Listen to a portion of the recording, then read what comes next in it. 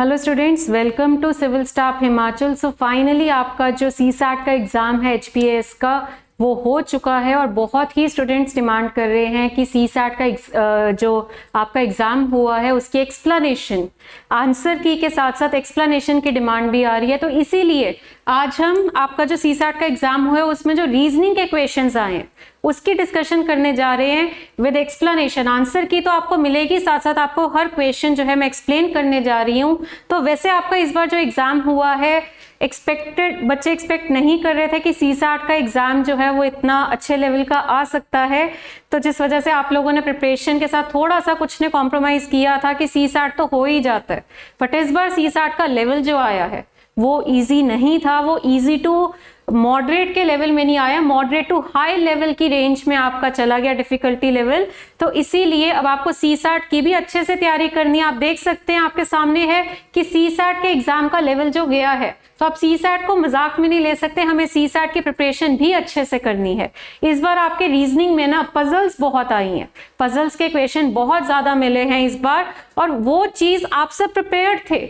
जिन्होंने civil staff Himachal पे classes लगाई हैं उन्होंने देखा था कि हमने पजल्स के ऊपर काफी क्वेश्चंस डिस्कस किए थे पजल्स के, और आपके इस बार पजल्स के क्वेश्चंस भी आए हैं। तो आई होप जिन्होंने तैयारी की थी, क्वेश्चन सॉल्व किए थे, हमने डिस्कशन जो करी थी वो सारी आपने अटेंड करी है, तो आई होप आपसे क्वेश्चंस हुए होंगे पजल्स के, ठीक है। बट एनीवेज ओवरऑल अगर मैं बोलूं एग्जाम इजी नहीं था, तो अब थोड़ा सा आपको इस चीज से सीखना चाहिए कि आने वाले आगे जो एग्जाम्स हैं आपके, ठीक है, थोड़ा सा अनएक्सपेक्टेड चीजों के लिए हमें तैयार रहना चाहिए। हम हमेशा एक एग्जाम्पशन में नहीं रह सकते कि आपका इजी ही आएगा, हर बार आसान आ रहा है तो इस बार भी इजी हो, हम इस एग्जाम्पशन में नहीं रह सकते। प्रिपरेशन अपनी इस तरह से करिए कि अगर डिफिकल्ट लेवल भी आए तो आप उसको कर सके, आप उसको फिर भी क्रैक कर सके। तो चलिए स्टार्ट करते हैं डिस्कशन। हाँ जी, तो सबसे पहले क्लॉक का क्वेश्चन आया था, 23rd तक तो आपके मैथ्स के क्वेश्चन है। मैं जो आपके साथ डिस्कस कर रही हूँ वो सीरीज बी है। सबसे पहले तो आपका क्लॉक का क्वेश्चन था। नॉर्मली आपको लगता है कि क्लॉक का क्वेश्चन जो है वो आपको एक्सपेक्टेड नहीं होता कि आपके एग्जाम में कभी आए, मतलब इतना एक्सपेक्टेड नहीं होता, तो कईयों ने क्वेश्चन अटेम्प्ट ही नहीं किया कि क्लॉक का है हमें नहीं आता। बट जबकि अगर आपने इस चैप्टर को नहीं भी किया ना, इवन उसके बावजूद आप इस क्वेश्चन को अटेम्प्ट कर सकते थे, सॉल्व कर सकते थे। तो चलिए क्वेश्चन क्या है। A clock is set right at 5 AM। 5 AM के टाइम पे आपकी क्लॉक जो है वो बिल्कुल करेक्ट है। क्लॉक जो है वो लूज कर रही है 16 मिनट्स एंड 24 आवर्स। चलो इसको बाद में देखते हैं।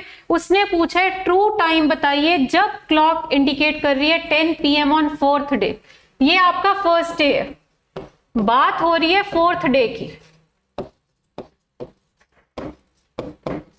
ठीक है, 4th डे की बात हो रही है और टाइम 5 AM का नहीं है, टाइम है 10 PM का। और बात ये हो रही है कि जब घड़ी में 10 PM का टाइम दिख रहा है तो आपका एक्चुअल टाइम क्या था, क्योंकि जो घड़ी में टाइम दिख रहा है वो एक्यूरेट नहीं है, क्योंकि जब घड़ी में 5 बजे थे तब वो बिल्कुल सही थी। उसके बाद क्या हुआ, क्लॉक ने लूज करने शुरू कर दिए, यानी क्लॉक जो है वो धीरे चलने लग गई, ठीक है। किस स्पीड से चल रही थी, एक दिन 24 घंटे का मतलब एक दिन होता है, एक दिन में 16 मिनट पीछे हो रही थी। तो अब मुझे ये देखना है कि 5 AM से लेके चौथे दिन के 10 PM तक कितने घंटे हुए हैं, क्योंकि अगर 24 घंटे में 16 मिनट पीछे हो रही है तो हम देखेंगे उतने घंटे में फिर वो कितने मिनट पीछे हुई है। तो चलिए स्टार्ट करते हैं। 4th डे की बात हो रही है ना हाँ जी, 4th डे के 5 AM की बात हो रही है। पहले तो 10 PM की बात हो रही है, पर चलो पहले 5 AM पे आते हैं। यानी 4th डे मतलब 3 दिन बाद, एक दिन में 24 घंटे होते हैं, तो 24 घंटे एक दिन में, 3 दिन में कितने घंटे हो गए, 72 आवर्स, ठीक है। यानी 72 आवर्स के बाद आपके चौथे दिन के 5 AM का टाइम हुआ, पर वो 10 PM की बात कर रहे हैं। तो पहले मैं AM से PM पे आऊंगी। AM से PM पे आने के लिए आपके 12 घंटे और जुड़ेंगे, और फिर 5 PM से 10 PM में आने के लिए आपके 5 घंटे और जुड़ेंगे, ठीक है। तो ये कुल मिलाकर आपके 89 आवर्स हो रहे हैं। इसका मतलब क्या है कि 5 AM जब घड़ी में बिल्कुल सही टाइम दिख रहा था, 5 AM के 89 आवर्स के बाद 10 PM हुआ, तो हमें यह बताना है कि 89 आवर्स में मतलब 89 आवर्स में उस घड़ी ने कितना लूज किया होगा। तो ये देखिए यहां से उठाएंगे वैल्यूज, 24 घंटे में 24 आवर्स में आपका जो लॉस है वो 16 मिनट का है। ठीक है, तो मुझसे पूछा जा रहा है 89 आवर्स में कितना लॉस हुआ। तो 89 आवर्स में अगर मुझे लॉस बताना है तो 89 यूनिटरी मेथड 89 इंटू 16 अपॉन 24 कर दीजिए। 8 2 जा 16, 8 3 जा 24। इसको अगर मैं सॉल्व करूं, इसको सॉल्व करके आता है 59.33, मतलब एक तरह से 59.33 मिनट्स। मिनट्स क्यों? क्योंकि ये 16 मिनट है ना, तो ये वैल्यू भी आपकी मिनट्स में आएगी। तो ये अप्रोक्सीमेटली क्या होता है, अप्रोक्सीमेटली 1 घंटा, 1 आवर, अप्रोक्सीमेटली 1 आवर की बात हो रही है। तो यहां पे देखिए 1 आवर पीछे है घड़ी। जब घड़ी में 10 PM दिख रहा है ना, तो क्योंकि घड़ी लूज कर रही थी, घड़ी स्लो चल रही है, तो स्लो चल के अगर घड़ी में 10 PM का टाइम दिख रहा है तो रियल टाइम क्या था उससे 1 घंटा आगे, क्योंकि वो स्लो चलने की वजह से 10 PM शो कर रहा है। तो आंसर आपका होगा इसका 11 PM। क्लियर? तो इस तरह से आपका ये क्वेश्चन सॉल्व हो रहा है। चलिए आगे बढ़ते हैं, इसका आंसर आपको पता लग चुका है। नेक्स्ट क्वेश्चन की तरफ बढ़ते हैं। हाँ जी, अगला क्वेश्चन है सिटिंग अरेंजमेंट का। देखिए सिटिंग की तो हमने इतनी डिस्कशन करी है ना, सिविल स्टाफ हिमाचल चैनल पे ही हमने जो यूट्यूब पे आपकी जो हम सेशन शेयर करते थे, उन सेशंस में ही हमने सिटिंग अरेंजमेंट के क्वेश्चंस किए थे। सो आई होप आपने ये क्वेश्चन सॉल्व किया होगा। जिन्होंने वो सेशन अटेंड किया है, आई एम श्योर उन्होंने ये क्वेश्चन सॉल्व कर लिया होगा। तो चलिए स्टार्ट करते हैं इसको, नेक्स्ट क्वेश्चन को। हाँ जी, उसने बोला है 7 फ्रेंड्स है, PQRS, TV and W are sitting in a straight line facing north, not necessarily in the same order. ठीक है, तो पहले हम यहाँ पे एक रो बनाएंगे तभी कर पाएंगे इसको। 7 पर्सन है ना, 7 पोजीशंस हमने लगाई। नॉर्थ फेसिंग रो है तो नॉर्थ का लेफ्ट और राइट ऐसे होगा। ठीक है, तो T sitting 4th to the left of V। Left इधर है ना, तो लेफ्ट साइड में T है और V होगा राइट साइड में। और 4th का मतलब क्या है, बीच में कितने का गैप आ रहा है, 3 का गैप आ रहा है। तो T और V हमने कर लिया। उसके बाद उसने बोला W is sitting to the immediate left of T। T का लेफ्ट यानी यहां पे आएगा W। ठीक है, तो चलिए इसको हम देखते हैं किस तरह से फिल कर सकते हैं। पहली पॉसिबिलिटी, या तो आप ऐसे करो W T, उसके बाद 3 जगह छोड़कर V, ये है आपकी पहली पॉसिबिलिटी। दूसरी पॉसिबिलिटी क्या है, या फिर आप ऐसे करो W यहां पे, T यहां पे और 3 जगह छोड़कर यहां पे आपका आएगा V। 2 केसेस हमने बना लिए। उसके बाद ये 2 पॉइंट्स हो चुके हैं। उसके बाद उसने बोला Q is sitting 3rd to the right of W। W का राइट मतलब इधर 1 2 3, 3rd पोजीशन पे Q आएगा। W का राइट 1 2 3, 3rd पोजीशन पर Q आएगा। चलिए आगे बढ़ते हैं। R is not an immediate neighbour of Q। R जो है वो Q का नेबर नहीं है। R अगर Q का नेबर नहीं है तो Q के नेबर मतलब इन दोनों जगह पे R नहीं आ सकता, तो R इधर आएगा। और Q के नेबर में अगर R नहीं है तो R इधर आएगा। तो चलिए आगे बढ़ते हैं। थोड़ी सी कंडीशंस हमें नेक्स्ट स्लाइड पे दी हुई है। हाँ जी, S is not an immediate neighbour of V, और V जो है वो एंड ऑफ द लाइन पे नहीं है। ये देखिए V end of the line पे नहीं है, ये देखो V तो एंड पे आ रहा है, मतलब ये वाला केस गलत है और ये वाला केस सही है। इसको हमने पूरा करना है। तो इसके बारे में आपको जो इंफॉर्मेशन दी हुई है, हाँ जी, S is not an immediate neighbour of V। S V के नेबर में नहीं है तो S इधर आएगा। ठीक है, और इधर आपका कौन रह गया, P रह गया। तो आपका सोल्यूशन क्या आ रहा है, W T S Q P V R। चलिए W T S Q V P R, ये आपका सोल्यूशन है। 25th में उसने बोला कि extreme end of the line पे कौन है, वो तो आप देख सकते हैं W R आ रहे हैं, जो कि आपको गिवन है ऑप्शन नंबर बी में। क्लियर? आगे बढ़ते हैं। हाँ जी, इसके बाद उसने आपको क्या बोला है कि second to the right of S कौन है, तो S ये रहा आपका। ठीक है, S का सेकंड टू द राइट कौन है, V। तो आंसर आपका आएगा A ऑप्शन V। उसके बाद उसने बोला कि who among the following sitting exactly between T and Q। T और Q के बीच में कौन आ रहा है, S आ रहा है। तो आंसर होगा इसका ऑप्शन नंबर C।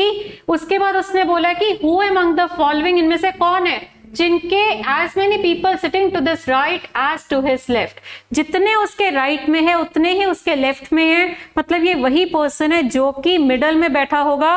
तो आप देख सकते हैं 7 पर्सन है ना, तो मिडल में कौन बैठा हुआ है, क्यू बैठा हुआ है, तो आंसर इसका क्या होगा, ऑप्शन नंबर सी क्यू। उसके बाद उसने बोला who among the following is sitting third to the left of V, तो वी के लेफ्ट में, हाँ जी V के लेफ्ट में उसने बोला है कि V के लेफ्ट में थर्ड पोजीशन पर कौन है, ये पूछा जा रहा है। एक सेकंड पीछे सॉल्यूशन एक बार देख लेते हैं। हाँ जी, यहां पे हमारा क्या था, WTS QPVR, सॉरी QPVR था।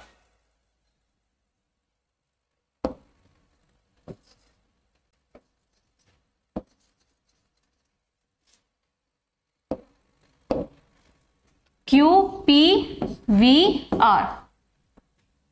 ठीक है, ये दिया हुआ था। हाँ जी, एक बार चेक कर लेते हैं। 25th में एक्सट्रीम एंड WR बिल्कुल सही है। Second to the right of S आपसे पूछ रहे, तो second to the right of S जो है वो P आ रहा है, ये वाला ठीक कर लीजिए, इसका आंसर जो है वो P है। एक पोजीशन थोड़ी सी आगे पीछे हुई है।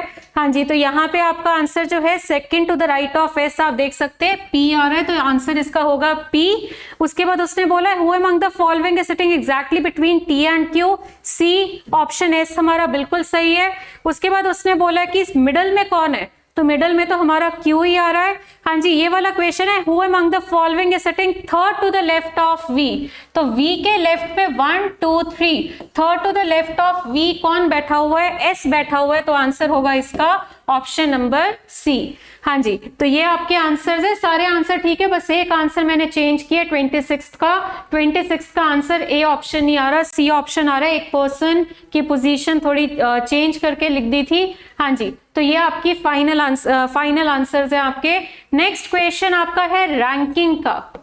हाँ जी, ये वाला क्वेश्चन आपका रैंकिंग चैप्टर का है। उसने आपको बोला है कि total 30 person are sitting in a row, find the number of person sitting between 9th person from the left and 16th person from the right, ये आपको दिया हुआ है। हाँ जी,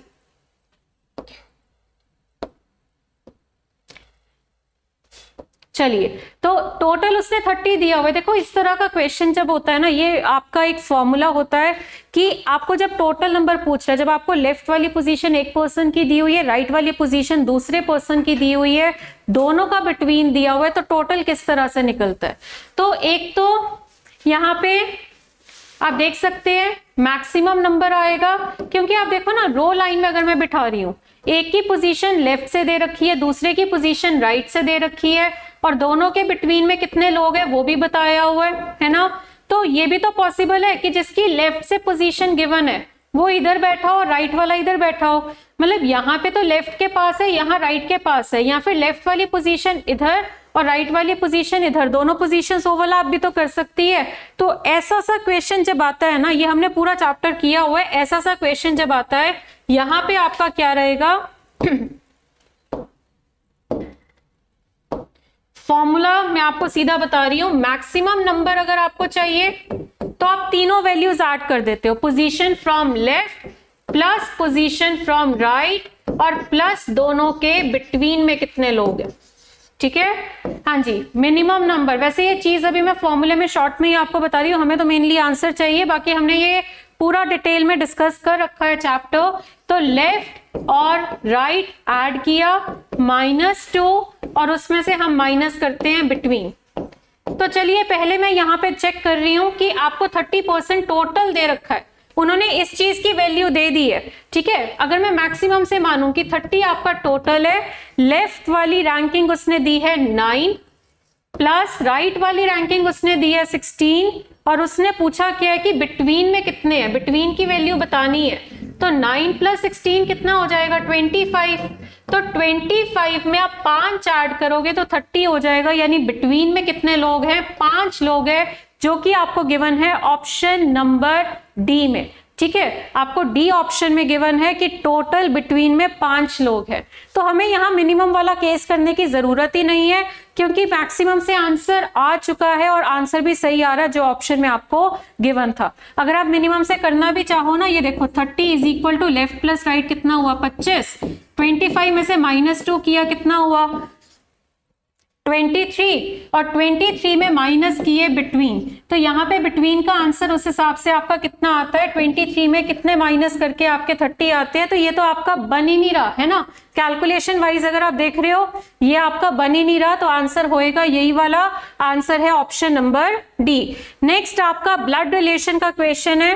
रमेश के फादर कह रहे हैं, किसको कह रहे हैं, रमेश को कह रहे हैं, ध्यान देना, बोल रहे हैं रमेश के फादर, और बोला किसको जा रहा है, रमेश को ही बोला जा रहा है। हाँ जी, माय फादर, रमेश के फादर कह रहे हैं मेरे फादर, तो पहले हम इसका चार्ट बना लेते हैं। रमेश के फादर कह रहे हैं, ये पर्सन कह रहे हैं, ये स्पीकर है, ठीक है, क्या कह रहे हैं, मेरे फादर, यानी इनके भी फादर जो है उनकी एक डॉटर है, डॉटर मतलब इसकी सिस्टर, हुज का मतलब क्या है, इस डॉटर की बात कर रहे हैं, daughter whose son is Amit, उस डॉटर का सन कौन है, अमित है, और सन है तो मैंने स्क्वायर बना दिया, स्क्वायर मैं मेल के लिए बना रही हूं और सर्कल मैं फीमेल के लिए बना रही हूं। तो उसने आपसे पूछा कि how is Amit related to Ramesh. देखो अमित रमेश से कैसे रिलेटेड है, तो अमित जो है वो रमेश का कजन है, क्योंकि ये दोनों सिबलिंग्स हो गए, इसका चाइल्ड है रमेश, इसका सन है अमित, तो अमित और रमेश आपस में कजन्स हैं, तो आंसर इसका क्या होगा, बी ऑप्शन कजन। चलिए आगे बढ़ते हैं। अच्छा एक और क्वेश्चन है यहाँ पे आपका ब्लड रिलेशन का। Nandini is the only daughter of Madan sister Sangeeta brother, ठीक है, तो इसका भी हम चार्ट मैं बना रही हूं। हाँ जी, सबसे पहले उसने क्या बोला कि Nandini is the only daughter of Madan, Madan से शुरू करते हैं, मदन की सिस्टर, मदन की जो सिस्टर है जो कि संगीता है, संगीता के ब्रदर, ठीक है, संगीता के ब्रदर की बात हो रही है, मदन की सिस्टर संगीता, संगीता के ब्रदर की ओनली डॉटर कौन है, नंदिनी है, यानी इनकी एक ही डॉटर है जिसका नाम क्या है, नंदिनी। हाँ जी, तो उसने पूछा कि how is Nandini related to Madan, तो नंदिनी मदन से कैसे रिलेटेड है, आप देख सकते हैं, नंदिनी के फादर के सिबलिंग है मदन, यानी नंदिनी जो है वो मदन की क्या लगती है, नीस लगती है, तो आंसर इसका नेक्स्ट स्लाइड पे दिया हुआ, इसका आंसर होगा ऑप्शन नंबर बी। चलिए आगे बढ़ते हैं। नेक्स्ट क्वेश्चन बहुत ही अच्छी पजल आई है आपके एग्जाम में, ये क्वेश्चन ऐसा है, मतलब इस क्वेश्चन ने अच्छे से बच्चों को बता दिया कि हाँ सीसैट एग्जाम को मजाक में मत लीजिए, ये बहुत अच्छे लेवल का क्वेश्चन आया आपके एग्जाम में, तो तैयारी भी अब आपको इसी लेवल की करनी है। हाँ जी, study the following information carefully to answer questions, points पहले दिए हुए हैं।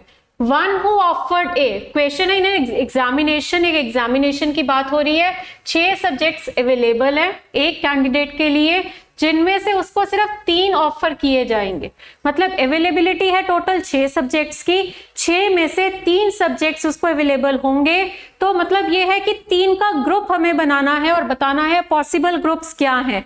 तो यहाँ पे one who had offered A had to offer B also and vice versa, मतलब ए और बी तो साथ ही रहेंगे, अगर ए लिया जा रहा है तो बी भी लेना है, बी लिया जा रहा है तो ए भी लेना है। अगला कह रहे हैं one who had offered A could not offer E, मतलब A और E एक साथ नहीं होंगे, मतलब A है तो E नहीं हो सकता। One who offered C और D could not offer F, C और D अगर होगा तो हमने F नहीं लेना, ठीक है, C और D अगर होगा तो हमने F नहीं लेना है। तो पॉसिबिलिटीज बनाइए पहले, तो कॉम्बिनेशन की क्या क्या बनेंगी। देखो एक पॉसिबिलिटी बन रही है, A B तो रहेगा ही रहेगा ना, A है तो B होगा, A B के साथ C, या फिर ए बी के साथ डी, ए बी के साथ ई नहीं हो सकता क्योंकि ए और ई मना किया हुआ है। तीसरी पॉसिबिलिटी क्या बनी, ए बी के साथ एफ, ठीक है, 3 तो ये पॉसिबिलिटीज बन गई। उसके बाद सी और डी के साथ एफ नहीं हो सकता, उसने मना किया हुआ है, सी और डी के साथ एफ नहीं होगा, तो यहाँ पे आप देख सकते हैं कि सी डी एफ का ग्रुप तो बन नहीं सकता, पर सी डी और ई का ग्रुप बन सकता है, और कोई ग्रुप पॉसिबल नहीं है। इसके अलावा और कोई ग्रुप आप देख सकते हैं as per the given conditions possible नहीं है। तो यही 4 पॉसिबल है, A B C, A B D, A B F और सी डी ई। तो चलिए पहला question, how many combinations were permitted, कितने कॉम्बिनेशंस अलाउड हैं? आंसर होगा ऑप्शन नंबर ए 4। उसके बाद आपको कह रहे हैं, ये ना थोड़ा कैलकुलेशन आ रही है, इसके लिए मैं आपको कुछ यहाँ कुछ मेथड दिखा रही हूँ। ये देखिए, थोड़ा सा यहाँ कैलकुलेशन हमें करनी पड़ेगी। ये बहुत ही खतरनाक पजल आई है इस बार।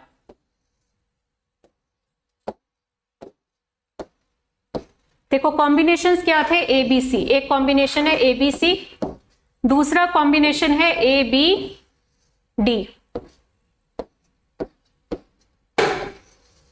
तीसरा कॉम्बिनेशन है ए बी एफ,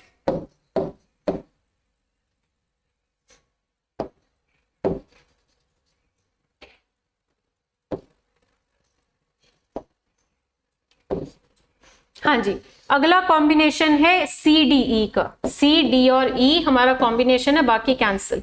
ठीक है, ये मैंने कॉम्बिनेशंस बना दिए जो जो पॉसिबल थे। अब पहले उसने बोला कि a distribution of candidates over the subjects was as follows. किस तरह से सब्जेक्ट की डिस्ट्रीब्यूशन है? ए सब्जेक्ट के लिए 70 कैंडिडेट्स होने चाहिए, बी सब्जेक्ट के लिए भी 70 होने चाहिए। ये तो नेचुरल है, क्योंकि ए वाले के पास बी होगा, बी वाले के पास ए होगा, तो नंबर ऑफ सब्जेक्ट्स जो है वो भी आपके 70 होंगे। ठीक है, सी के लिए उसने क्या बोला? 90। ठीक है, डी के लिए उसने बोला 85, ई के लिए उसने बोला 70 और एफ के लिए उसने बोला 35। हाँ जी, ये आपको गिवन है। अब इससे हम क्या करेंगे, इधर आइए। यहां पे आपको ये देखो, एफ सब्जेक्ट किस सिर्फ एक कॉम्बिनेशन में पॉसिबल है ना? एफ सब्जेक्ट सिर्फ एक कॉम्बिनेशन में पॉसिबल है, ए बी के साथ एफ लिया जाएगा, यानी 35 स्टूडेंट्स यहीं पे आ जाएंगे। वो 35 स्टूडेंट्स जिनको एफ सब्जेक्ट पसंद है वो वही स्टूडेंट है जिन्होंने ए बी एफ का कॉम्बिनेशन लिया है। मतलब ये भी 35 हो गया, ये भी 35 हो गया और ये भी 35 हो गया।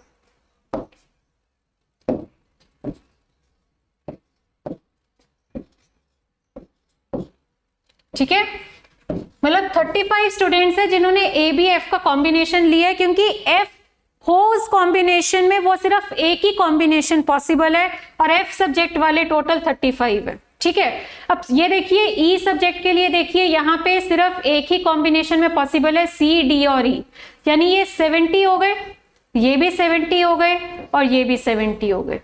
ठीक है, ये टोटल 70 हो गए आपके। चलिए आगे बढ़ते हैं। अब आप ये देखो, ये डी सब्जेक्ट को लाइक करने वाले टोटल 85 है ना, 85 में से 70 जो है वो इस वाले कॉम्बिनेशन में आ रहे हैं, और कहीं यही कॉम्बिनेशन बच रहा है। ठीक है, तो ये कितने होंगे? 15।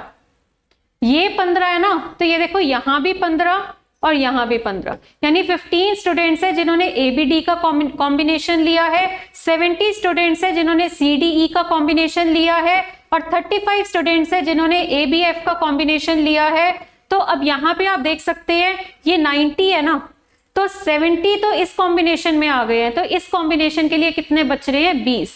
तो ये भी 20, ये भी 20 और ये भी 20। तो अब आप देख सकते हैं, ठीक है, यहाँ पे देखो 35 प्लस 15 प्लस 20 70 होता है, 35 प्लस 15 प्लस 20 70 होता है, ये 20 70 सारा सॉर्ट हो गया। यानी कि इस कॉम्बिनेशन को लेने वाले, एबीसी वाला कॉम्बिनेशन लेने वाले 20 स्टूडेंट्स थे। अगला ए बी और डी कॉम्बिनेशन लेने वाले 15 स्टूडेंट्स थे। ए बी और एफ कॉम्बिनेशन लेने वाले 35 स्टूडेंट्स थे, और सी डी ई कॉम्बिनेशन लेने वाले 70 स्टूडेंट्स थे। तो ये आपके टोटल स्टूडेंट्स आ रहे हैं। ठीक है, तो अब उसने क्या पूछा था कि हाउ मेनी कैंडिडेट्स, हाँ जी, how many candidates in all appeared for the examination, इन सबको ऐड कर दीजिए, 20 प्लस 15 प्लस 35 प्लस 70, तो आंसर होगा टोटल 140 स्टूडेंट्स है। आंसर होगा इसका ऑप्शन नंबर सी। फिर उसने बोला कितने कैंडिडेट्स है जिन्होंने एबीसी का कॉम्बिनेशन लिया, तो ये देखो एबीसी वाले कॉम्बिनेशन वाले कितने थे? 20 तो आंसर होगा option number B. How many candidates combined C with D, C के साथ डी लेने वाले कितने हैं? ये देखो, ये सी है, डी नहीं है, डी है, सी नहीं है, दोनों ही नहीं है, सी और डी लेने वाले टोटल कितने हैं? 70 है। तो आंसर होगा इसका ऑप्शन नंबर डी।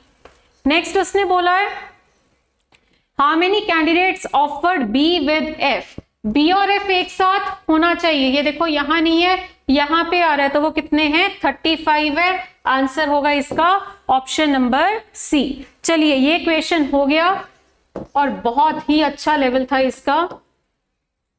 चलिए अगली भी पजल है, आप देख रहे हो पजल पे पजल आ रही है, पूरा पेपर पजल से ही भरा हुआ था। हाँ जी, आपको पर्सन दिए हुए LMNOP और 5 इंपॉर्टेंट सिटीज, जिनमें से 3 इंडस्ट्रियल सिटीज है।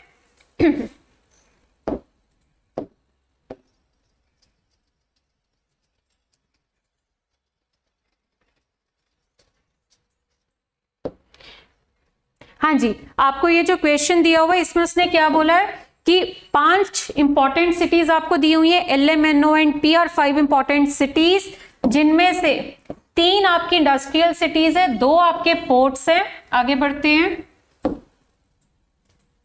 हाँ जी, यहां पे लिख ही लेते हैं LMNO एंड P।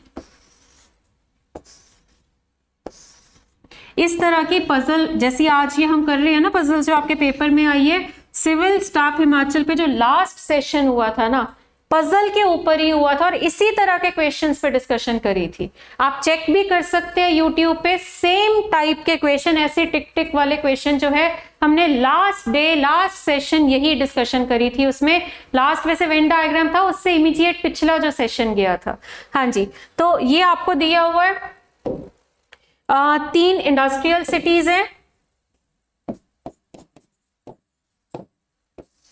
ये 3 है, ठीक है। उसके बाद आपको दिया हुआ है 2 पोर्ट्स है। हाँ जी, 2 पोर्ट सिटीज है, तो पोर्ट सिटीज आपको उसने कितनी दी है? 2। चलिए आगे बढ़ते हैं। उसके बाद उसने बोला हुआ है एक हिल स्टेशन है, हिल स्टेशन उसने एक ही दिया हुआ है, और उसके बाद उसने क्या बोला आपको? 3 जो है वो सिटीज है जिनमें यूनिवर्सिटी है, यूनिवर्सिटी वाली 3 है।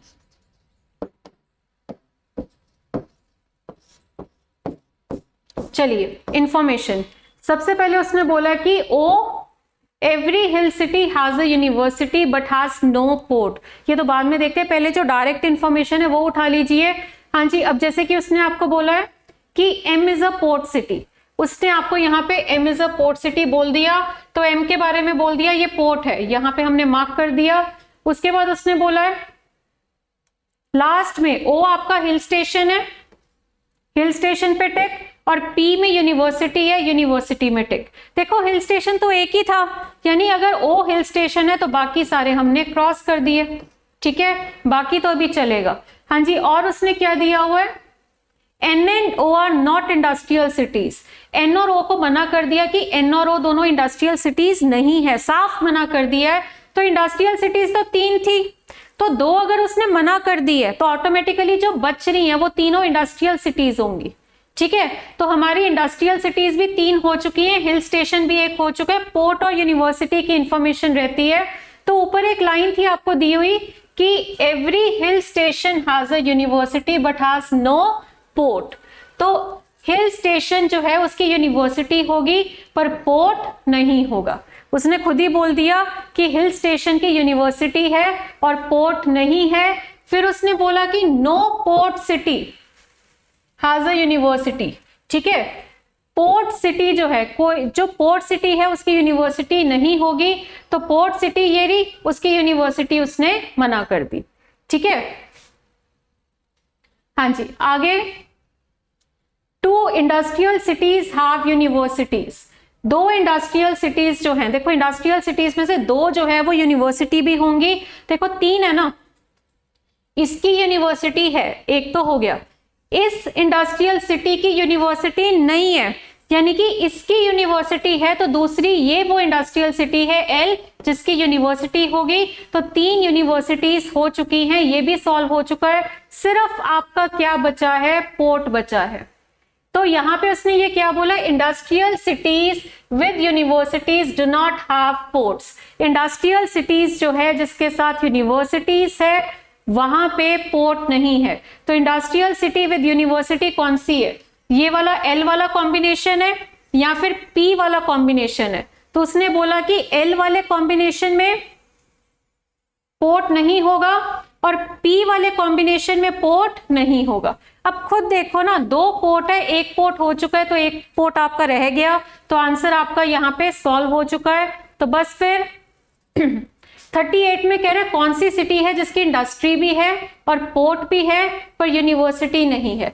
इंडस्ट्री है, ठीक है, पोर्ट भी है पर यूनिवर्सिटी नहीं है। तो देखो इंडस्ट्री है पोर्ट नहीं है, इंडस्ट्री है पोर्ट है, इंडस्ट्री है पोर्ट नहीं है, ठीक है, इंडस्ट्री है पोर्ट है, यूनिवर्सिटी नहीं है, यानी वो कॉम्बिनेशन किसका है, एम का है। तो आंसर होगा इसका ऑप्शन नंबर सी।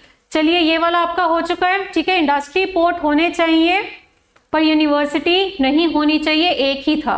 आगे बढ़ते हैं, कौन सी सिटी है जिसमें इंडस्ट्री भी नहीं है, यूनिवर्सिटी नहीं है, हिल स्टेशन नहीं है। मतलब इंडस्ट्री भी नहीं है, यूनिवर्सिटी भी नहीं है और हिल स्टेशन भी नहीं है, सिर्फ पोर्ट है। तो ऐसा वाला कौन सा है, ये देखो, ये यहां पे टिक है ना पर बाकी सब में क्रॉस है, ये यहां पे टिक है पर ये इधर भी टिक है, यानी आंसर होगा आपका एन। आंसर है ऑप्शन नंबर बी। कौन सी टू सिटीज है जिनमें पोर्ट है, तो पोर्ट वाली टू सिटीज कौन सी आपके सामने है, एम एंड एन। तो आंसर होगा इसका ऑप्शन नंबर बी। तो आप देख सकते हैं तीसरी पजल आ गई है, पहले सिटिंग आया, फिर उसके बाद आपका नेक्स्ट वाला जो था पिछला क्वेश्चन हमने डिस्कस किया, और उसके बाद ये वाली पजल भी आपकी है। नेक्स्ट क्वेश्चन है डिसीजन मेकिंग का। डिसीजन मेकिंग के 8 से 10 क्वेश्चन आए हैं आपके पेपर में। तो चलिए यहाँ पे होते सिंपल है, ये डिफिकल्ट नहीं होते हैं। हाँ जी, study the following information carefully and answer the question आपको दिया हुआ है। कंडीशंस दी हुई है, कंडीशंस क्या है देख लीजिए। इंडियन होना चाहिए, एज ग्रुप बता दी, मेट्रिकुलेट होना चाहिए, ठीक है, रेजिडेंट ऑफ दिल्ली होना चाहिए for not less than 5 years,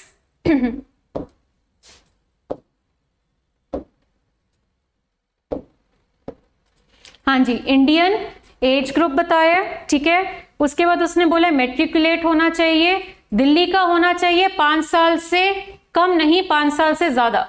उसके बाद उसकी फैमिली इनकम जो है 50,000 एनुअल इनकम से ज्यादा ना हो, पर एनम 50,000 से ज्यादा ना हो, डीलरशिप ना हो किसी ऑयल कंपनी में, ठीक है, किसी भी ऑयल कंपनी में डीलरशिप भी नहीं होनी चाहिए, और क्लोज रिलेटिव नहीं होना चाहिए, ठीक है, डिस्ट्रीब्यूटर, कोई close relative as a dealer या डिस्ट्रीब्यूटर नहीं होना चाहिए। उसके बाद ये ना एक्सेप्शंस है, ये कंडीशंस नहीं है, ये आपकी एक्सेप्शंस है। Restrictions relating to annual income would not be applicable to person working in corporation owned or controlled by state government, ठीक है। पर उसको हम क्या करेंगे, रेफर कर देंगे एमडी को, मतलब सिलेक्ट नहीं करेंगे पर हम रेफर कर देंगे एमडी को कि वो खुद देखेगा क्या करना है। अगला 9th पॉइंट है, अनएम्प्लॉयड ग्रेजुएट्स जो है उनके लिए 6th और 7th कंडीशन आप हटा सकते हो। जो आपका अनएम्प्लॉयड ग्रेजुएट है उसको 6th और 7th को सेटिस्फाई करना जरूरी नहीं है। आगे, if a person belongs to SC या ST but is not a resident of Delhi, उसको रेफर करेंगे चेयरमैन को कि अगर वो एससी या एसटी है पर दिल्ली से बिलोंग नहीं करता तो उसको चेयरमैन को रेफर कर दीजिए।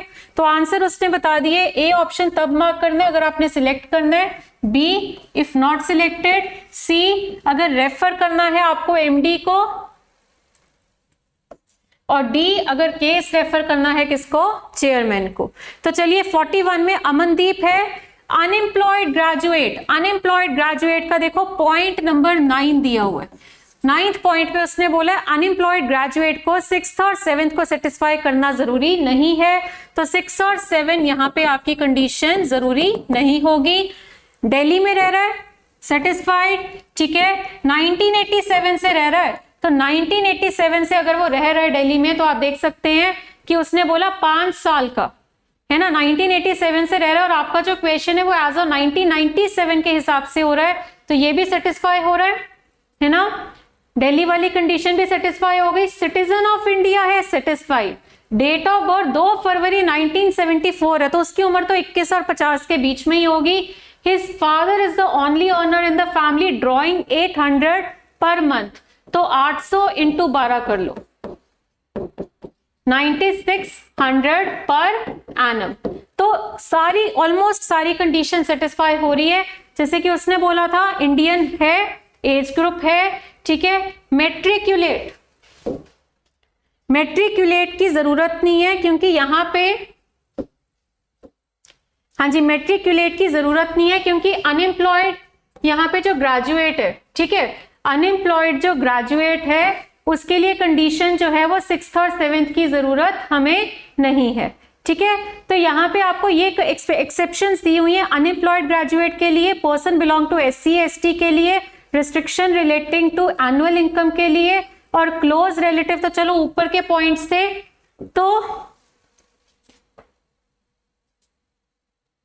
तो ऑब्वियस ही बात है कि अगर वो ग्रेजुएट है तो मैट्रिकुलेट भी होगा ना, तो वो उसने मेंशन नहीं किया बट वो तो अंडरस्टूड है, ग्रेजुएट है तो मैट्रिकुलेट तो होगा। दिल्ली वाली कंडीशन भी सेटिस्फाई हो रही है। फैमिली इनकम तो उसकी सिर्फ 9600 बनी थी जो 50,000 से कम है, उसने बोला नॉट मोर देन 50,000 से कम कुछ भी हो चलेगा। नॉट हैव एनी डीलरशिप, तो ये भी उसने कुछ नहीं बताया डीलरशिप के बारे में, है ना, डीलरशिप के बारे में उसने कुछ भी नहीं बताया, मतलब नहीं है, ठीक है। और कोई क्लोज रिलेटिव जो है एज अ डीलर या distributor of any oil company, देखो एक चीज देखिए, 6th और 7th पॉइंट तो वैसे ही आपका हट गया है ना, 6th और 7th पॉइंट तो वैसे ही हट गया क्योंकि ये आपका अनएम्प्लॉयड ग्रेजुएट है, इसको 6 और 7 को सेटिस्फाई नहीं करने की जरूरत। तो 41 का आंसर होगा, हम उसको सिलेक्ट कर देंगे, आंसर होगा ऑप्शन नंबर ए। नेक्स्ट क्वेश्चन 42 में उसने बोला कि वो बॉर्न हो 22 जनवरी 1967, ठीक है, 22 जनवरी 1967 का बॉर्न हो, इंडियन हो, दोनों कंडीशन सेटिस्फाई हो गई। 21 से लेकर 50 तक की उम्र मांग रहा है तो वो हमें मिल रही है। चलिए आगे वो कह रहे हैं मैट्रिकुलेट होना चाहिए, ये भी satisfied. Having dealership in oil company, ठीक है, डीलरशिप की बात हो रही है। फैमिली इनकम उसने बता दी 21,000 पर आनम, 21,000 की उसकी फैमिली इनकम होनी चाहिए पर आनम, ठीक है। और वो रेजिडेंट हो दिल्ली का सिंस 1978, ये कंडीशन भी सेटिस्फाइड है। और उसका कोई क्लोज रिलेटिव नहीं है एज डीलर या distributor in any oil company, तो ये कंडीशन आप चेक करिए अपने क्वेश्चन में। हाँ जी, 21,000 की एनुअल इनकम वाला जो पॉइंट है, कोई उसका रिलेटिव नहीं है। डीलरशिप जो है उसने बोला था, साफ बोला था कि डीलरशिप नहीं होनी चाहिए और इसके पास डीलरशिप है, ठीक है। तो डीलरशिप अगर है तो इसका मतलब हम इसको सिलेक्ट नहीं करेंगे, आंसर होगा B option, not to be selected. चलिए, Balwinder Singh working in state corporation is an Indian by nationality and is 23 years of age. As satisfy हो रही है, इंडियन सेटिस्फाई हो रहा है, ग्रेजुएट है, ठीक है। और फैमिली इनकम दी हुई है 60,000 पर आनम, तो फैमिली इनकम दिल्ली में है 7 साल से, ठीक है। उसका कोई रिलेटिव या वो खुद एज डिस्ट्रीब्यूटर या डीलर नहीं है। अब आप एक चीज देखिए, यहाँ पे उसकी जो इनकम है वो 60,000 पर एनम है। 60,000 पर एनम का मतलब कंडीशन नंबर 5 में दिक्कत आ रही है। तो कंडीशन नंबर 5 में अगर दिक्कत आ रही है तो ये देखिए यहाँ 8th पॉइंट में एक्सेप्शन है कि रेस्ट्रिक्शन अगर एनुअल इनकम वाली सेटिस्फाई नहीं हो रही तो वो एप्लीकेबल होगा उसके लिए जो कि कॉर्पोरेशन में वर्क कर रहा है, ठीक है। तो ऐसे को हम रेफर करेंगे, किसको, एमडी को रेफर करेंगे। तो यहाँ पे एमडी को रेफर हम कर सकते हैं अगर बाकी सारी कंडीशंस हमारी सेटिस्फाई हो रही है, तो बाकी तो सारी सेटिस्फाई हो रही है, ठीक है। इनकम वाले की तो एक्सेप्शन आ गई है। स्टेट कॉर्पोरेशन वाला जो पॉइंट था आपका वो भी आपका हेल्प कर गया क्योंकि 60,000 की एक्सेप्शन में था वो। 23 साल की उम्र भी है, दिल्ली भी है, खुद या कोई रिलेटिव उसका डिस्ट्रीब्यूटर या डीलर नहीं है, तो सिंपल सा आंसर है इसका, रेफर कर दीजिए किसको, एमडी को। तो आंसर होगा option number C. Chaluka an Indian resident of Mumbai is a matriculate with a family income of 20,000 per आनम।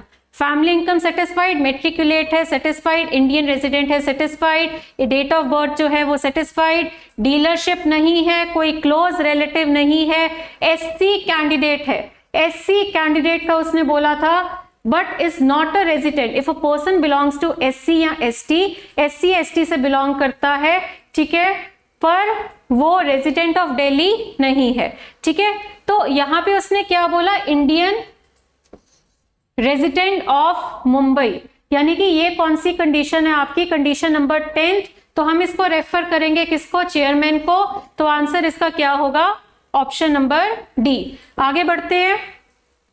27 year old Indian, ठीक है, अनएम्प्लॉयड ग्रेजुएट है, रेजिडेंट ऑफ दिल्ली है सिंस 1988, 5 साल हो गए हैं, फैमिली इनकम 10,000 पर आनम है।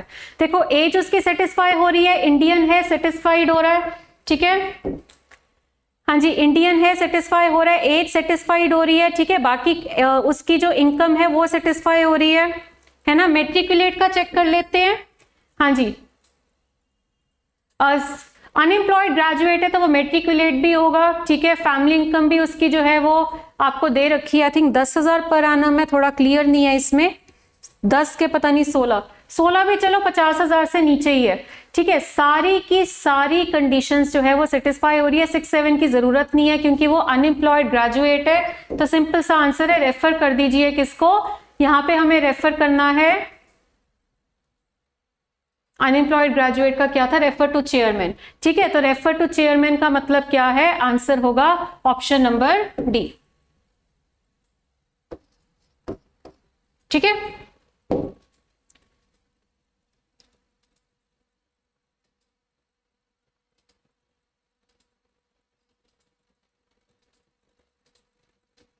एक सेकेंड, रेफर टू चेयरमैन नहीं, हाँ जी, यहाँ पे ये आपको दिया हुआ है ना 27 ईयर ओल्ड, उसकी कंडीशन सारी लग रही हैं, तो आंसर होगा इसका option number A, he will be selected, ठीक है, रेफर टू चेयरमैन नहीं है। हाँ जी, नेक्स्ट 46 प्राण, हाँ जी, प्राण Chaturvedi, working in Haryana state corporation, Delhi में रह रहा है 5 साल से, पास किया है सीनियर सेकेंडरी, सीनियर सेकेंडरी मतलब मेट्रिकुलेट है, ठीक है, सिटीजन ऑफ इंडिया है, ठीक है, बॉर्न ऑन 13 जन 1973, तो एज ऑन 1997 एज उसकी सेटिस्फाइड है, फैमिली इनकम 75,000 है, एनुअल इनकम 75,000 है, डीलरशिप डिस्ट्रीब्यूटर नहीं है। अब देखो यहाँ पे उसका जो हरियाणा स्टेट कॉर्पोरेशन वाला जो पॉइंट है वो एक्सेप्शन है, तो ये कौन सी वाली एक्सेप्शन आपकी लग रही है, एनुअल इनकम सेटिस्फाई नहीं हो रही, point number 8, refer to MD. तो आंसर इसका होगा एमडी वाला जो था, ऑप्शन नंबर सी, ठीक है। चलिए आगे बढ़ते हैं। Maninder Vohra, age 33, unemployed graduate है, ठीक है, इंडियन है बाय नेशनैलिटी, फैमिली इनकम है 55,000 एनुअली, दिल्ली में रह रहा है 12 साल से। देखो इंडियन है, सेटिस्फाइड, एज इंडियन है, सेटिस्फाइड, एज सेटिस्फाइड, दिल्ली में रह रहा है, सेटिस्फाइड, ठीक है। इनकम वाला जो पॉइंट है आपका, हाँ जी, मेट्रिकुलेट है, सेटिस्फाइड, सारा कुछ सेटिस्फाई हो रहा है, बस इनकम वाला जो पॉइंट है उसकी दिक्कत आप देख सकते हैं कि 55,000 उसकी इनकम है, ठीक है, और यहाँ पे वो दिल्ली में रह रहा है 12 साल से, पर 55,000 की दिक्कत है, तो वो उसमें कॉर्पोरेशन में काम कर रहा हो वो तो है नहीं है, तो ही विल नॉट बी सिलेक्टेड। तो नॉट बी सिलेक्टेड का आंसर क्या था आपका, ऑप्शन नंबर बी, ठीक है। तो not to be selected, option number B हम इसका मार्क कर देंगे, ठीक है। तो 48 to 52 में आप देख सकते हैं, यहां पे उसने कंडीशन दी है कि सबसे पहले 12 standard science examination with biology और कम से कम 60% मार्क्स हो, अगली 18 साल की एज हो age on September 1, 1994, third 70% marks entrance में हो, 70%, ठीक है, able to pay 20,000 at the time of admission, ठीक है, एडमिशन के टाइम में वो 20,000 पे कर सकता हो। चलिए कंडीशंस एक के बाद एक आप देख लीजिए, हाँ जी, उसके बाद नेक्स्ट कंडीशन जो है, मतलब बेसिक कंडीशन तो यही 4 है, 5th में कह रहे हैं कैंडिडेट जो सेटिस्फाई कर रहे हैं all other criteria except third, यानी थर्ड की एक्सेप्शन है, और अगर एक्सेप्शन जो है उसके बावजूद 90% मार्क्स आ रखे हैं 12th में, तो उसको आप रेफर कर दीजिए प्रिंसिपल को।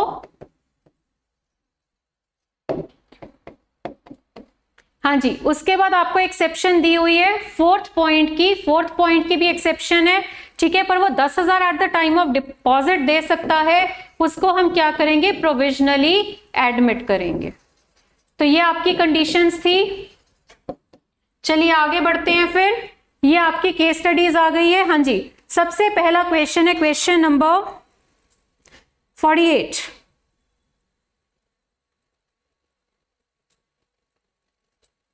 हाँ जी, 48 में कह रहा है कि Ashok Garg was born on 3 October 1973। 1973 3 October का बॉर्न है, ठीक है।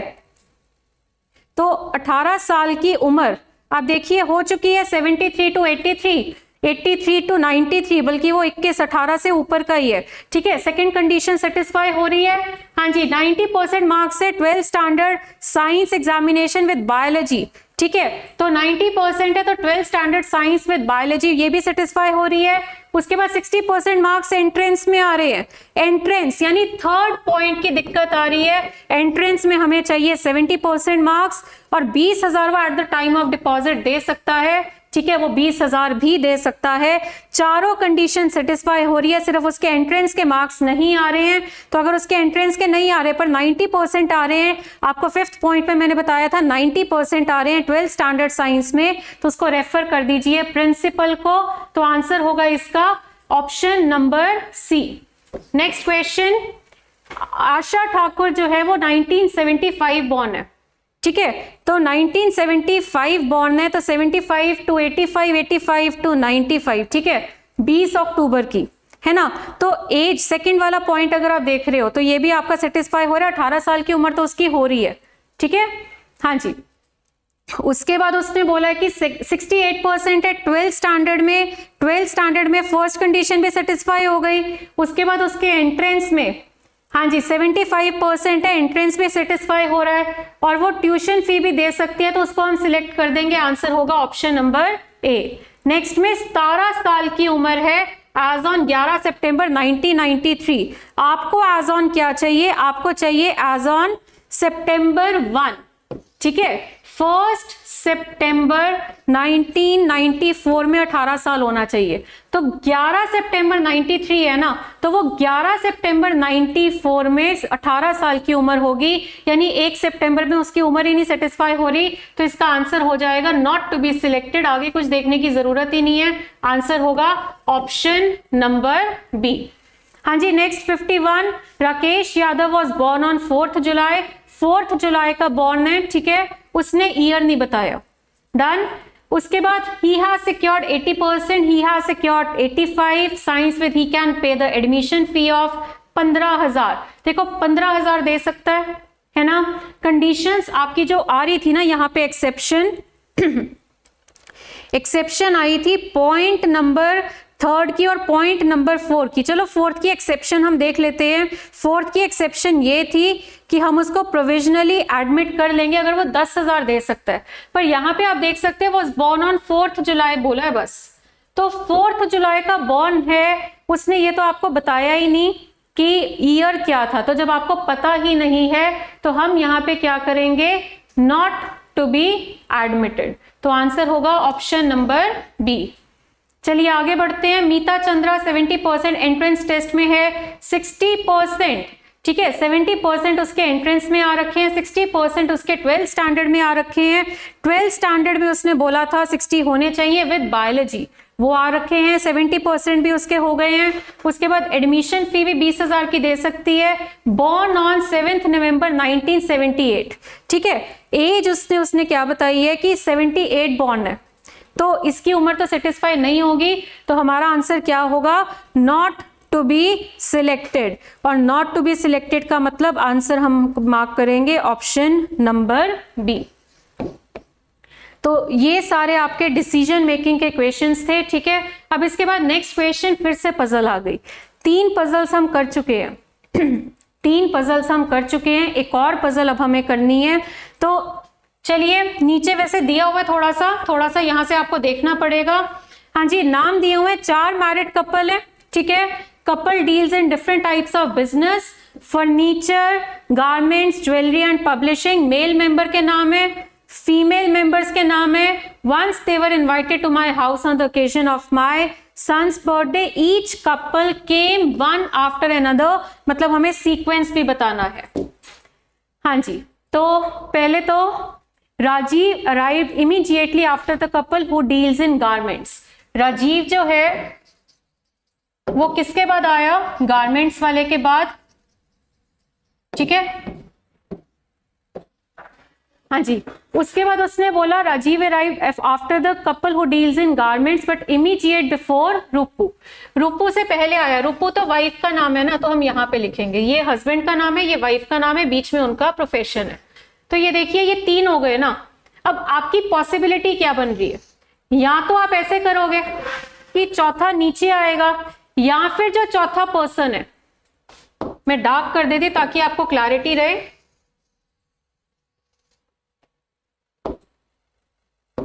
या फिर जो चौथा पर्सन है वो ऊपर आएगा। तो यानी कि आप फिर क्या करेंगे? गारमेंट्स, उसके नीचे राजीव, और राजीव के नीचे रूपू।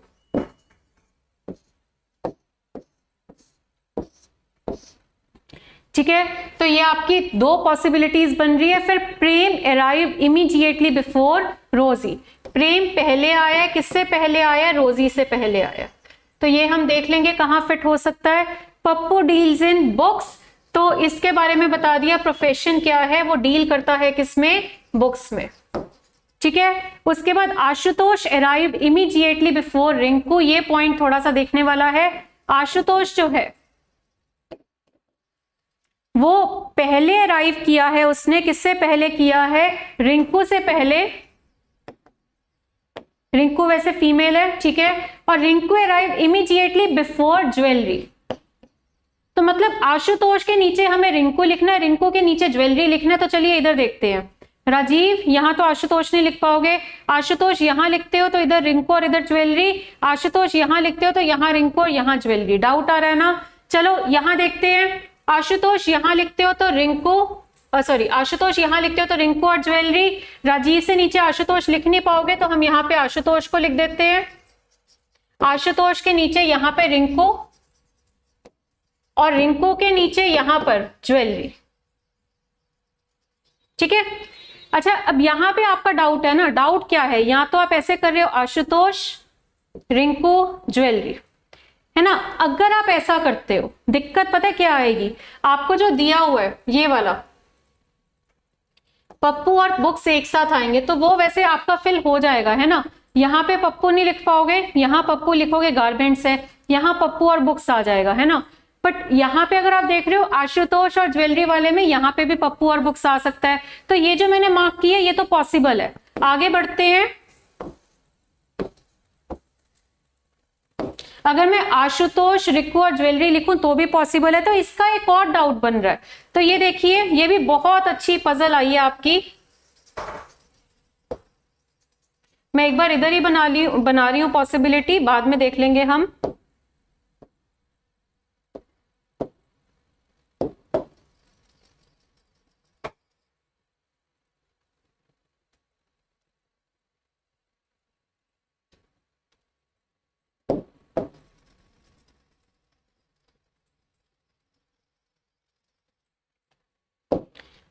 हाँ जी, ये वाली पॉसिबिलिटी थी ना।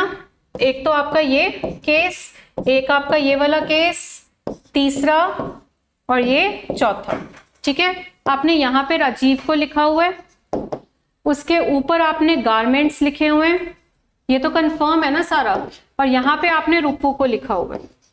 चलिए, आशुतोष वाला पॉइंट जो था, आशुतोष के नीचे रिंकू, यहाँ पे मैंने आशुतोष लिख दिया, आशुतोष के नीचे हमने रिंकू को लिख दिया, और रिंकू के नीचे हमने लिख दिया ज्वेलरी।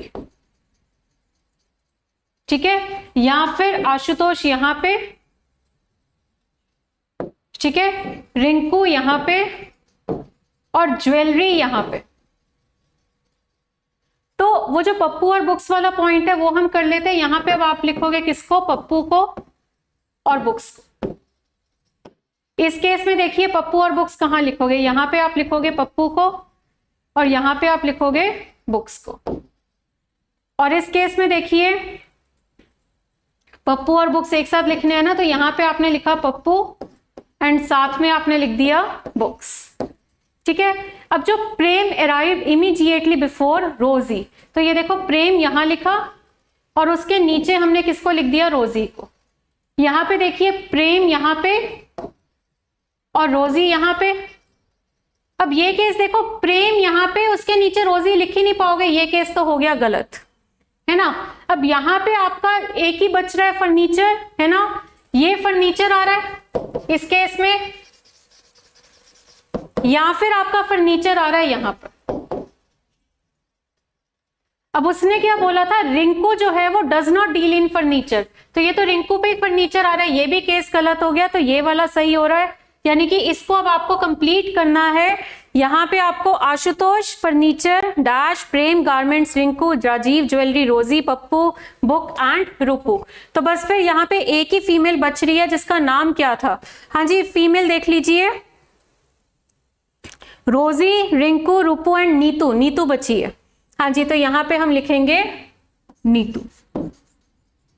तो बस फिर आंसर सॉल्व करते हैं। Question number 53, who came after Ashutosh, Ashutosh के बाद कौन आया है। हाँ जी, आशुतोष के बाद कौन आया है। हाँ जी, ये देखिए राजीव पप्पू रिंकू, ये देखो आशुतोष के बाद हमने किसको लिखा हुआ है, रिंकू को, तो आंसर होगा ऑप्शन नंबर सी। नेक्स्ट है रोजी डील्स इन विच बिजनेस, रोजी किस बिजनेस में डील करती है, तो Rosy deals in jewellery. Answer ये डी ऑप्शन में दिया हुआ है इसका, ऑप्शन नंबर डी।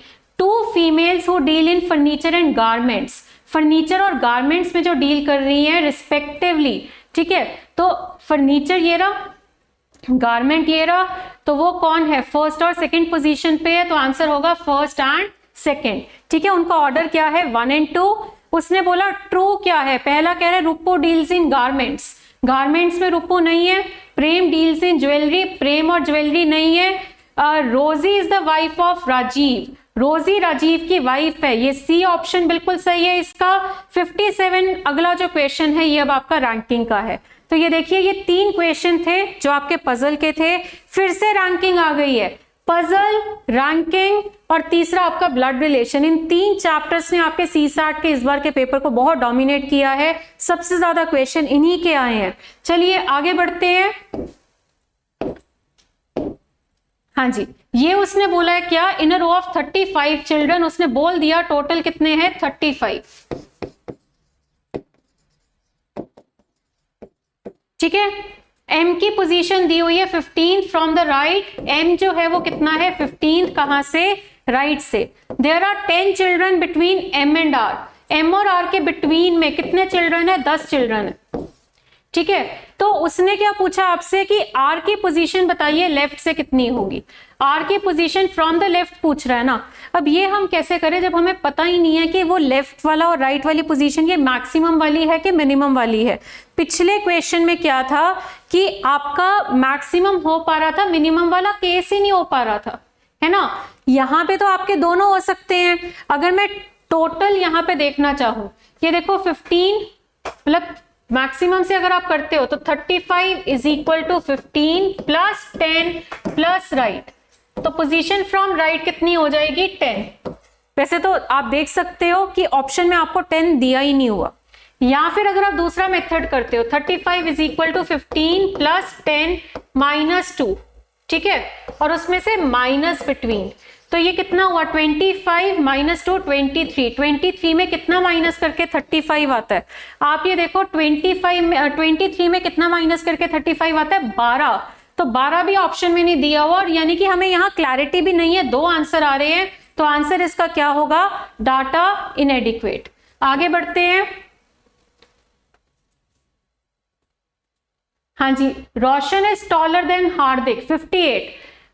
इनइक्वालिटी है सिंपल सी, रोशन जो है वो टॉलर है, किससे टॉलर है, हार्दिक से।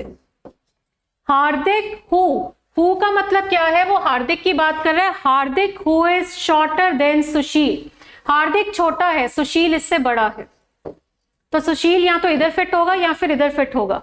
नीजा is taller than Harry but shorter than Hardik.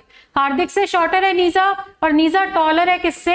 Harry से। आगे उसने डाउट क्लियर किया हुआ है कि सुशील इज शॉर्टर देन रोशन, रोशन से शॉर्टर है सुशील, डाउट खत्म है। ये आपका सोल्यूशन बना। टॉलेस्ट कौन आ रहा है? आपका रोशन आ रहा है, तो आंसर होगा इसका ऑप्शन नंबर ए। नेक्स्ट 59, बस अब होने वाले हैं आपके।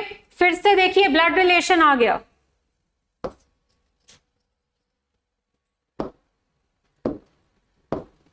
हाँ जी, ए का फादर, सबसे पहले ए के फादर की बात हो रही है, हमने ए का फादर बनाया।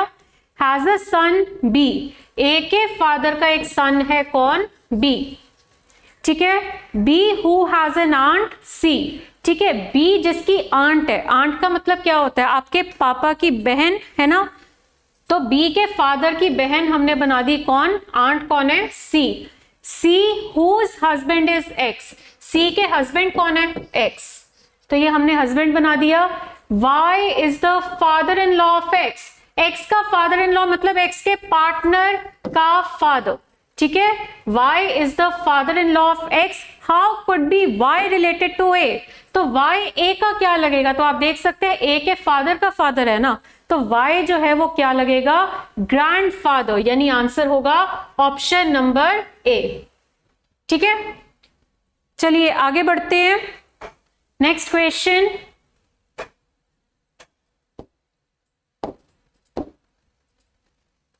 Poynting to a photograph, pointing to a photograph आपको कह रहा है a lady tells Pramod I am the only daughter of this lady, ठीक है। तो फोटो की तरफ इशारा करते हुए लेडी जो है वो प्रमोद को कह रही है कि मैं मतलब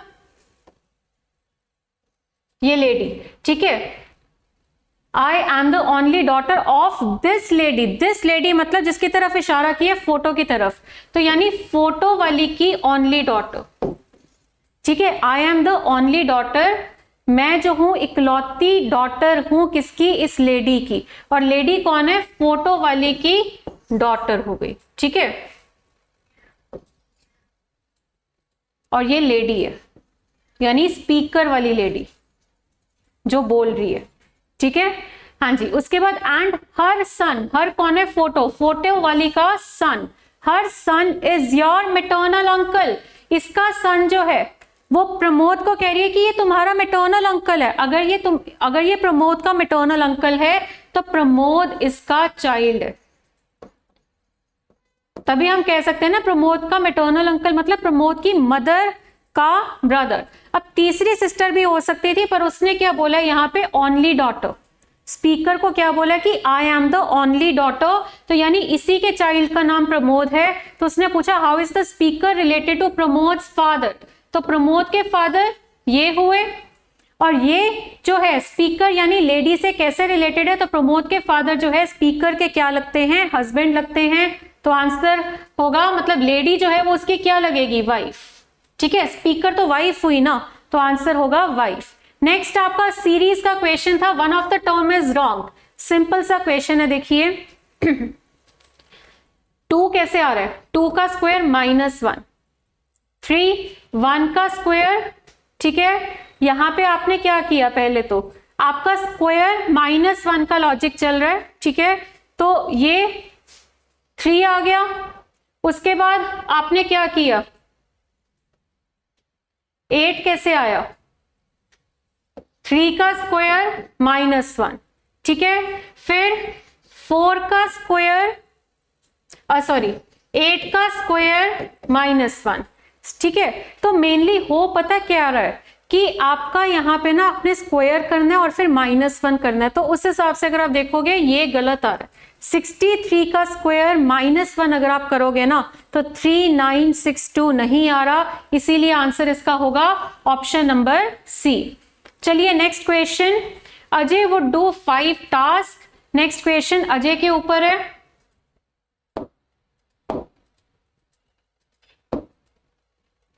हाँ जी, 5 टास्क है आपके सामने, A, B, C, D और E।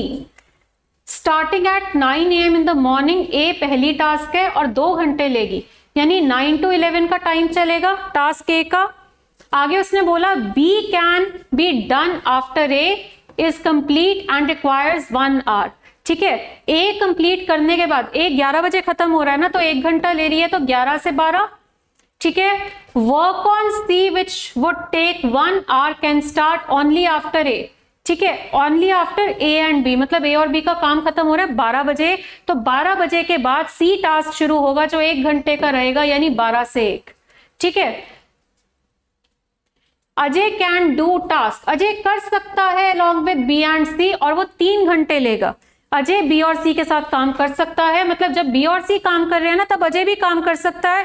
तो बी ने काम करना शुरू किया था 11 बजे, तो अजय 11 बजे भी काम शुरू कर सकता है, और उसने कितने घंटे का काम करना है, 3 घंटे का, यानी 11 से 2 का टाइम लेगा अजय डी टास्क करने के लिए। एक्टिविटी ई जो है वो 1 घंटे की रहेगी, और वो ABCD के खत्म होने के बाद होगी। तो ABCD खत्म हो रहा है 2 बजे, तो एक्टिविटी ई का टाइम होगा 2 से 3। ये एक और पजल पे पजल आ रही है। हाँ जी, what is the earliest time when Ajay would complete C, Ajay C complete किस टाइम पे करेगा, आपके सामने है 1 PM पे टास्क सी जो है वो पूरी हो जाएगी। आंसर है ऑप्शन नंबर सी। आगे उसने बोला if Ajay takes 2 hours for B, अगर अजय टास्क बी को सॉल्व करने के लिए 2 घंटे ले रहा है, हमने 1 घंटा लिया था ना, अगर वो 2 घंटे ले रहा है, और पिछली टास्क, प्रीसीडिंग टास्क का मतलब है टास्क ए, और पिछली टास्क बिना डिले के उसने खत्म करी है, तो ई अपनी टास्क जो है वो शुरू किस टाइम करेगा। मतलब ये है कि अगर बी जो है वो 11 से 12 की बजाय 11 से 1 का काम करे, और फिर सी क्या करेगा, सी ने करना है उसके बाद का 1 घंटा, यानी 1 से 2। अब डी जो है वो बी के टाइम पे शुरू कर सकता है ना, तो डी जो है वो क्या करेगा, 11 से 2 में काम करेगा, है ना। डी का 3 घंटे का टास्क है ना, तो डी का जो काम है 11 से 12, 12 से 1, 1 से 2, 2 बजे तक होगा। तो उस हिसाब से ई जो है वो अपना काम जो है 2 बजे ही शुरू कर देगा। मतलब ई के आंसर पे फर्क नहीं पड़ रहा, क्योंकि ये जो आप 1 घंटा यहां एक्स्ट्रा ले रहे हो ना, वो डी के साथ शेयर हो जाएगा। पहले डी 1 घंटा शेयर नहीं कर रहा था, अब डी जो है अपने 3 घंटे बी और सी के साथ शेयर करेगा, तो तब भी ई का काम जो है वो 2 बजे ही शुरू होगा। नेक्स्ट क्वेश्चन का आंसर होगा 2 PM। हाँ जी, आंसर होगा इसका ऑप्शन नंबर सी, ठीक है। What is the earliest time, early too early, earliest time क्या है, जब अजय अपना सारा काम कर सकता है, ठीक है। तो अजय अपना सारा काम कितने बजे तक खत्म कर सकता है, तो आप देख सकते हैं सारा काम मतलब ऑल 5 टास्क, तो ऑल 5 टास्क जो है वो कितने बजे खत्म हो रही है, 3 PM पे खत्म हो रही है, ठीक है। चलिए आगे देखिए 65 डायरेक्शंस का क्वेश्चन है आपके सामने। फ्रॉम माई हाउस, मेरे घर से I went 15 metres to the north, सबसे पहले वो 15 मीटर जा रही है किधर की तरफ, नॉर्थ की तरफ, यहां से जर्नी स्टार्ट हो रही है, ठीक है। उसके बाद टर्न वेस्ट, वेस्ट टर्न किया और 10 मीटर चले, फिर उन्होंने साउथ टर्न किया और 5 मीटर चले, ठीक है। देन टर्न ईस्ट, ठीक है, पहले नॉर्थ फिर वेस्ट टर्न था, फिर 10 मीटर का, फिर साउथ टर्न था 5 मीटर का, फिर उसने ईस्ट टर्न किया 10 मीटर का, ठीक है। In which direction am I now from my house, वो अपने घर से किस तरफ है, वो अपने घर से ऊपर की तरफ है ना, और ऊपर कौन सी डायरेक्शन होती है, ये आपकी नॉर्थ, तो आंसर होगा ए ऑप्शन नॉर्थ। नेक्स्ट है a person starts toward south direction, किस केस में वो ईस्ट में जाएगा। देखो पहले आपको दिया हुआ है राइट राइट राइट, साउथ के राइट में, ठीक है, साउथ का, हाँ जी, साउथ का जो राइट होता है, साउथ के राइट में क्या होता है, पहले तो सॉल्व करेंगे।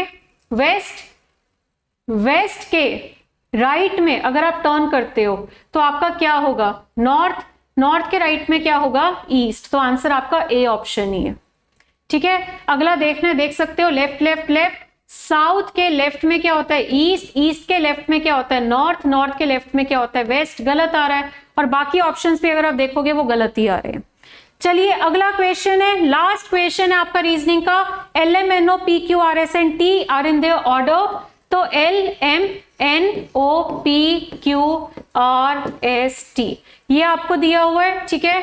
1 to 9 इंटीजर्स है but not in that order. 4 is assigned to P, 4 हमने पी को देना, मतलब ये ऑर्डर पे है उसने बोला कि ये ऑर्डर में है पर जो इंटीजर्स है वो ऑर्डर में नहीं है। Difference between p and t is 5। देखो पॉसिबिलिटी 1 to 9 की है ना, p और t का डिफरेंस जो है वो 5 आ रहा है, p 4 है तो t क्या होगा 9, क्योंकि दोनों का डिफरेंस 5 है। ठीक है, तो 4 में +5 कर दो तो 9 हो गया। उसके बाद उसने बोला difference between n and t is 3, n और t का डिफरेंस जो है वो 3 है, तो t आपका 9 है ना, मैक्सिमम 9 है तो इससे छोटा ही होगा। 9 - 3 करते हो तो n कितना आ जाएगा 6। तो बस फिर उसने पूछा क्या था, यही पूछा है इंटीजर n को आप क्या दोगे, तो n को आप क्या दोगे, ऑप्शन नंबर सी 6। और इसी के साथ आपके CSAT एग्जाम की रीजनिंग की जो डिस्कशन है वो कंप्लीट होती है। देखो आपका जो एग्जाम हुआ है आपने देख लिया CSAT का लेवल क्या था। तो जिन्होंने अभी एग्जाम देना है और अगर वो ये वीडियो चेक कर रहे हैं, आप सबसे मेरी एक ही रिक्वेस्ट है कि CSAT एग्जाम को भी सीरियसली लीजिए। आप फर्दर एग्जाम्स की तैयारी तो करनी ही है ना, बट आप लोग प्रीलिम्स जो आपका CSAT का एग्जाम होता है उसको इतना सीरियसली नहीं लेते। तो एग्जाम आपने देख लिया, पजल इतनी ज्यादा आई है और इतनी बेसिक पजल भी नहीं है कि आप बिना प्रिपरेशन के कर लोगे, आपको प्रिपरेशन की जरूरत पड़ेगी। यूट्यूब पे जो हमारे सेशंस होते हैं वो सेशंस आपकी रिविजन के लिए होते हैं, आप उन सेशंस पे डिपेंड नहीं कर सकते। वो सेशंस सिर्फ और सिर्फ आपकी रिविजन के लिए है। कुछ इंपॉर्टेंट, कुछ एक्सपेक्टेड, कुछ प्रीवियस क्वेश्चंस हम डिस्कस करते हैं, बट अगर आपको प्रॉपर अच्छे से प्रिपरेशन करनी है, ठीक है, तो आपको पूरा कोर्स ज्वाइन करना पड़ता है। आप YouTube पे डिपेंड नहीं कर सकते for your CSAT preparation. Clear है? तो इसी के साथ हम आज का सेशन ओवर करते हैं। तो आप अपने आंसर्स मैच कर सकते हैं और देख सकते हैं कि आपका रीजनिंग का कितना स्कोर बना। एक एक क्वेश्चन हमने डिस्कस किया है। आई होप आपकी अंडरस्टैंडिंग भी डेवलप हुई है। तो चलिए, okay students, all the best, bye, take care.